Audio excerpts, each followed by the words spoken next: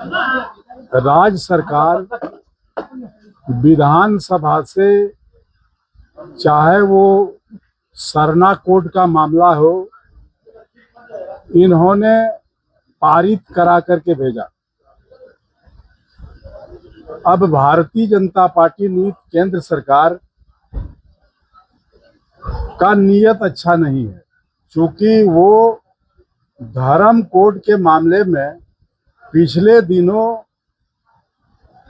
RSS के प्रमुख भी रांची आए थे और उन्होंने धर्म कोड के बारे में नहीं बोलकर आरएसएस के एजेंडा को उसके ऊपर ला दिया। इसलिए ऐसा नहीं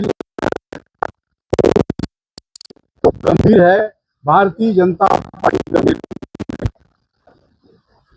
अब सवाल जहां तक है डिलिमिटेशन का, तो डिलिमिटेशन का अभी तो चर्चाएं हो रही है कि पार्लियामेंट में ये लाएगा बिल और झारखंड का जो सीट है उसको बढ़ाएगा, इस ढंग का चर्चा है।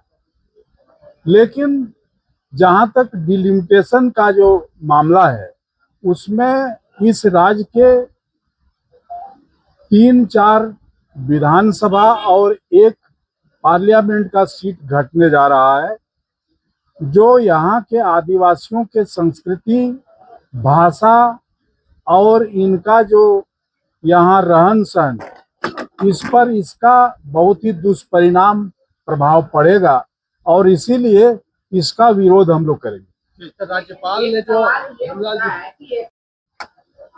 डिलिमिटेशन कमीशन हुआ था ना, अरे क्यों छोड़ दिया? हम लोगों ने उनके पास गया, राष्ट्रपति के पास, प्रधानमंत्री के पास, और उनको ये बात समझाया कि चूंकि वो राज्य आदिवासियों के रहन सहन, आदिवासियों के संस्कृति, आदिवासियों के भाषा को बचाने के लिए ही बना है और इसलिए यदि ये डिलिमिटेशन होता है तो उनका इस पर पूरा का पूरा दुष्प्रभाव पड़ेगा और ये जनसंख्या बुरी तरह से छद-विच्छद हो जाएगी।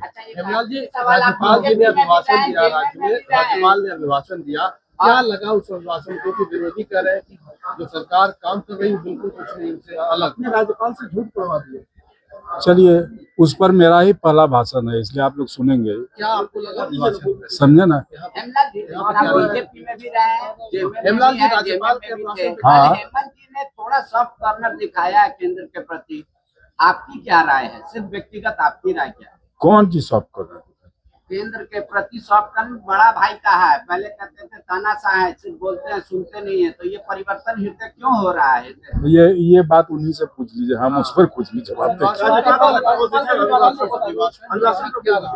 जी देखिए, राज्यपाल को धन्यवाद देंगे और उनके प्रति हम कृतज्ञता प्रकट करते हैं कि राज्यपाल ने बहुत ही संतुलित और बहुत ही सही ढंग से इस राज्य सरकार जिस ढंग से काम कर रही है उस पर उन्होंने बोला है, इसीलिए धन्यवाद के पात्र हैं।